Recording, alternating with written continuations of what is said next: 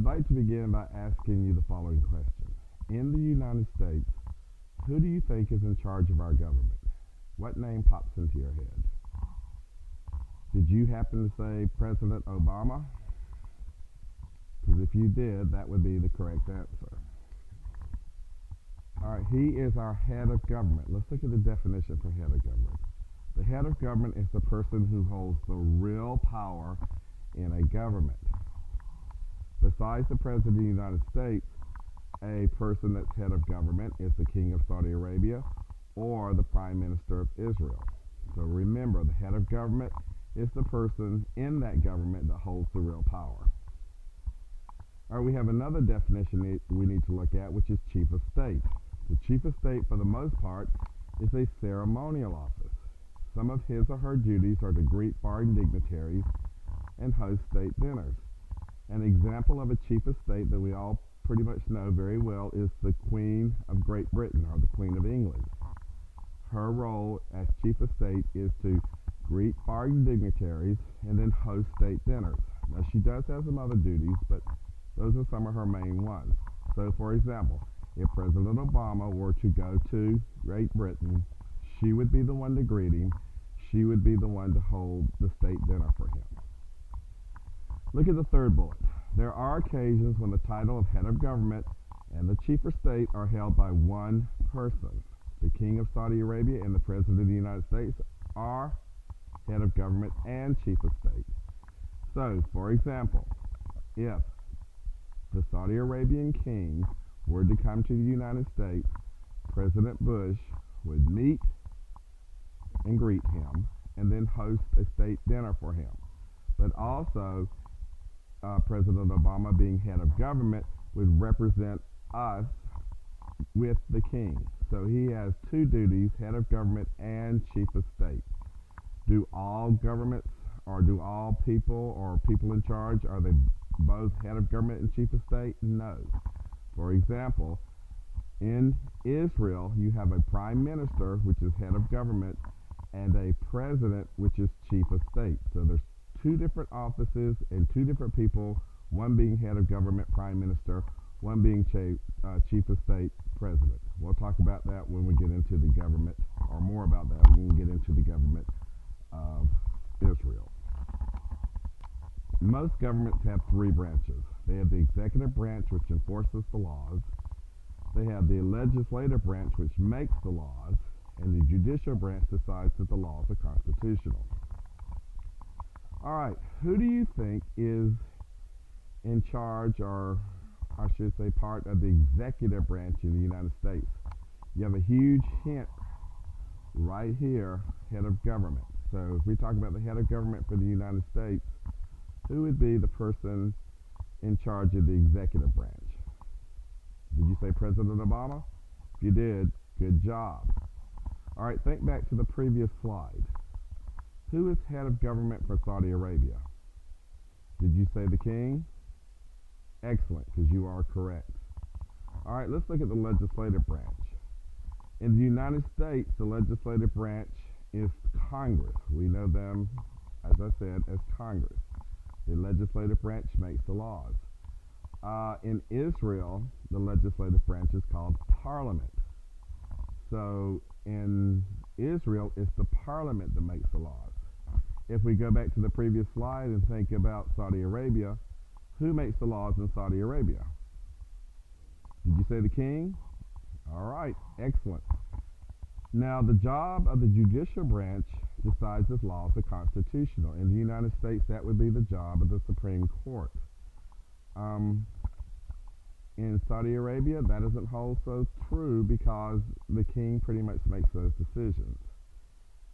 In Israel, it does hold true because Israel has the Supreme Court and it does look at the laws the legislative branch in Israel makes. So the three branches kind of check one another.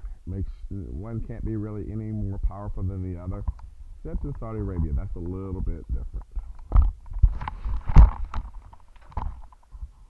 All right, let's look more in depth at the government of Saudi Arabia. Saudi Arabia is an absolute monarchy. That means the king holds the power. Now it's passed down through heredity, which means through the blood. So it has to be a son or a cousin or an uncle who inherits the throne. It has to be of the blood. As I stated earlier, the king holds executive and legislative powers, which means he can make the laws and he makes sure that you follow them. Okay, so he makes them and he makes sure that his people follow them.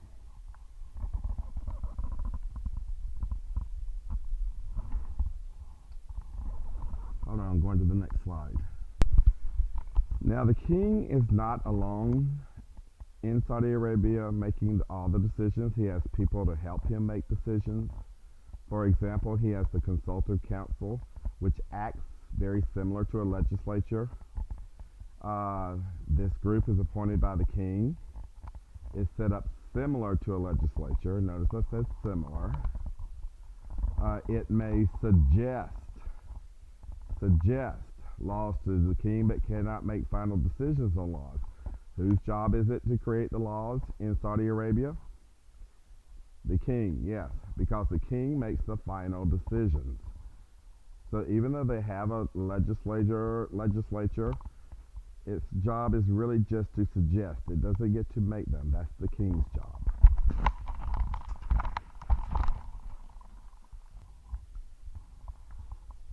All right, in the United States, President Obama has a cabinet, and it is his cabinet that he sits down with that helps him decide what should be done, like the Secretary of State, the Secretary of Defense, etc. He has different secretaries that are men or women that sit down with him and help him make decisions. Well, the King of Saudi Arabia has the same thing going on. He calls his the Council of Ministers. The king is assisted by the Council of Ministers, similar to a cabinet, just like President Obama. The king can appoint and dismiss the members and can overrule all of its decisions. Again, remember, in Saudi Arabia, the king has almost absolute power.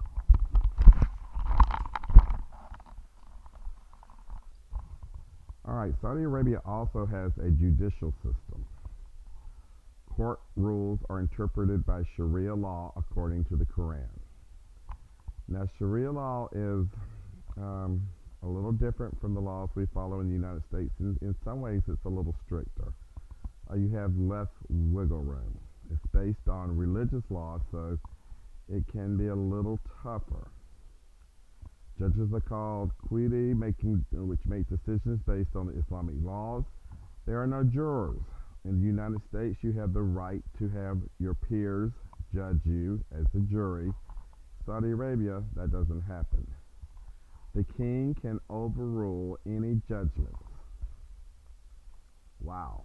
So if you're a friend of the king, you got it made.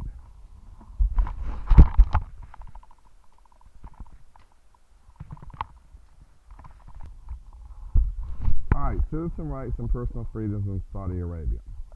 All people who hold citizenship status in Saudi Arabia are Muslims. So if you're not Muslim, you cannot be a citizen of Saudi Arabia. In the United States, we pretty much accept anyone. In Saudi Arabia, you must be Muslim. Public practice of other religions other than Islam is prohibited. In other words, if you're Christian, you're Jewish, or you're Buddhist, you are not free to worship outside of your home. As long as you're practicing within your home, you're perfectly fine, but you're not going to go to a church or a synagogue or a temple of any sort. It's not allowed. They have strict dietary laws. No pork, no alcohol. You're not allowed to eat pork, and you're not allowed to drink alcohol, that is. Women have little personal freedom. They're not allowed to drive, and they must dress modestly. In other words, they dress from head to toe, and it's usually in all black. They had limited freedom of the press. In other words, in the United States, pretty much, it can be reported in the press, and there's not much we can do about it. But the press can be censored in Saudi Arabia. If the king wants something covered up or he doesn't want it in the news, he says, not going in, and it does not. Of course, you know from your other studies that 90% of the people are Sunni in Saudi Arabia, and currently only males who are citizens over the age of 21 can vote in local elections. Sorry, ladies, you're not allowed to vote. Women will have the right to vote in 2015. Maybe. We'll see. Hopefully that happens.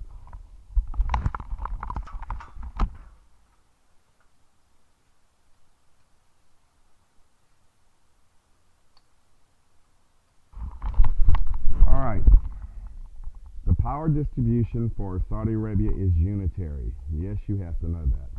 Citizen participation is autocratic.